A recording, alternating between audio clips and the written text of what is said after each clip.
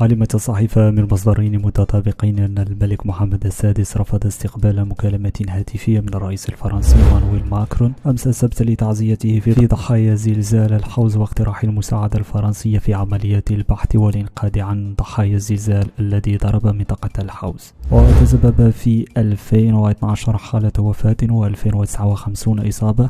من بينها 1404 إصابة خطيرة حسب آخر حصيلة أعلنتها وزارة الداخلية المغربية مساء أمس السبت. وحسب مصادر الصحيفة الموثوقة فإن الرئيس الفرنسي طلب الحديث مع الملك محمد السادس وهو على متن الطائرة التي تقله إلى قمة ال20 العاصمة الهندية نيودلهي، غير أن العاهل المغربي رفض استقبال المكالمة، مما جعل إيمانويل ماكرون ينشر على حسابه الرسمي على منصة إكس رسالة تضامن عبر من خلالها بالقول: نشعر جميعنا بحزن شديد بعد الزلزال الرهيب الذي ضرب المغرب. فرنسا على استعداد للمساعدة في تقديم الإغاثة الأولية. ورغم العديد من الرسائل التي توصلت بها السلطات المغربية من نظيرتها الفرنسية سواء من منظمات تابعة للدولة أو منظمات مجتمع مدني لتنظيم عملية مساعدة، إلى أن السلطات المغربية تجاهلت جميع دعوات المساعدة القادمة من فرنسا، وهو ما عبر عنه بشكل واضح رئيس منظمة سان فرونتييه الفرنسية الغير الحكومية أرنو فريس، حينما أكد صباح اليوم الأحد أن المغرب يمنع فرق الإغاثة المستعدة لتقديم المساعدة لضحايا الزلزال الذي خلف أكثر من 2012 قتيلا في البلاد. وأضاف رئيس المنظمة الفرنسية أنه كان من المتوقع أن توافق السلطات المغربية على طلب المساعدة، حيث كان فريقه على هبة الاستعداد خلال دقائق لركوب طائرة من مطار أورلي والتوجه إلى المغرب، غير أن السلطات لم توافق على ذلك حسب نفس المصدر. وأكد رئيس المنظمة الفرنسية أن المغرب يمنع بشكل كامل جماع فرق الإنقاذ، هذا في الوقت الذي منحت السلطات المغربية ترخيصا يبدو أنه استثنائيا إلى 6 متطوعين من منظمة كاس أبوي، وهي جمعية يوجد مقرها بمدينة ليون الفرنسية، وتضم تجمع لرجال الأطفال المختصين في البحث تحت الأنقاض عن الضحايا، حيث وصلوا بالفعل يوم الأحد إلى مراكش للمشاركة في العملية التي تقودها السلطات المغربية بمنطقة الحوز للبحث عن ناجين تحت ركام البيوت المهدمة بفعل الزلزال. ويعكس رفض الملك محمد السادس مكالمة الرئيس الفرنسي مانويل ماكرون ورفض أي مساعدة فرنسية في عملية الإنقاذ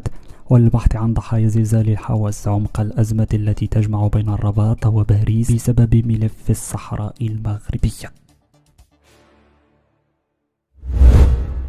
قررت حكومة البيرو تعليق علاقتها الدبلوماسية مع الجمهورية المزعومة للبوليزاريو اعتبارا من أمس الجمعة. وذكر بيان صادر عن وزارة شؤون الخارجية أنه وفقا لقواعد القانون الدولي قررت حكومة البيرو تعليق العلاقات الدبلوماسية اعتبارا من اليوم مع الجمهورية المزعومة للبوليزاريو. وأضاف المصدر ذاته أن البيرو الوفية لمبادئ القانون الدولي التي توجه سياستها الخارجية توجد رغبتها في مواصلة دعمها في إطار الأمم المتحدة لجميع الجهود الرامية إلى ضمان توصل الأطراف المعنية بشأن قضية الصحراء لحل سياسي وعادل ودائم ومقبول من لدن الجميع. وتضيف حكومة البيرو أن هذا الحل يجب أن يرتكز على التوافق في إطار تسويات تتماشى مع مبادئ وأهداف ميثاق الأمم المتحدة بمساعدة ودعم المجتمع الدولي والبلدان الصديقة مثل البيرو. من جهتها أعلنت وزارة الشؤون الخارجية والتعاون الإفريقي والمغاربة المقيمين بالخارج أن المملكة المغربية تشيد بالقرار الذي أعلنته جمهورية البيرو بتعليقها ابتداء من أمس الجمعة العلاقات الدبلوماسية مع الجمهورية الصحراوية المزعومة. وأكدت الوزارة في بلاغ لها أن هذا القرار الحكيم والمنسجم مع القانون الدولي الذي اتخذته جمهورية البيرو يفتح آفاقا جديدة للتعاون الثنائي. وأضافت أن هذا القرار يأتي لتعزيز الدينامية الإيجابية التي يعرفها ملف الوحدة الترابية للمملكة بقيادة صاحب الجلالة الملك محمد السادس.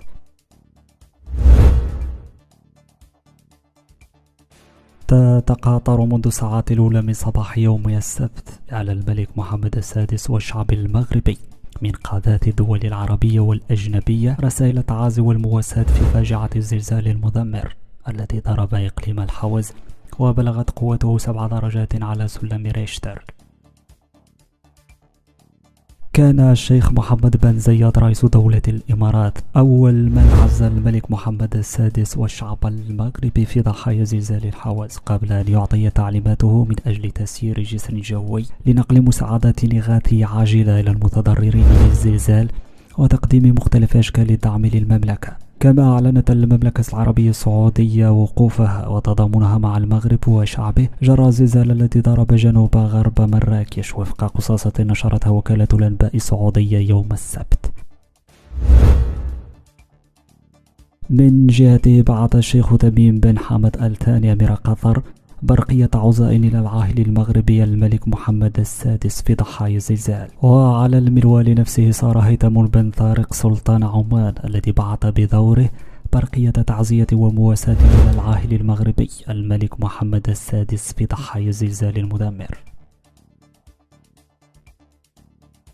على المستوى الدولي تلقى المغرب مجموعة من الرسائل من أبرزها رسالة الرئيس الأمريكي جو بايدن التي أعلن في بيان رسمي تضامنه مع الشعب المغربي وضحايا زلزال الحوز. وقال بايدن في البيان المنشور بالموقع الرسمي للبيت الأبيض إن إدارتي على اتصال بالمسؤولين المغاربة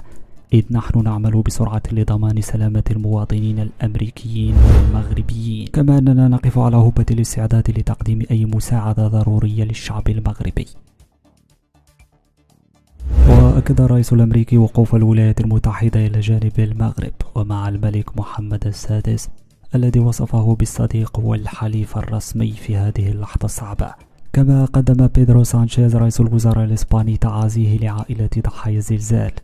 وكتب تغريدة عبر منصة إكس جاء فيها أعرب عن تضامنها الكامل ودعم لشعب المغرب بعد هذا الزلزال الرهيب. إسبانيا تقف إلى جانب ضحايا هذه المأساة وعائلتهم.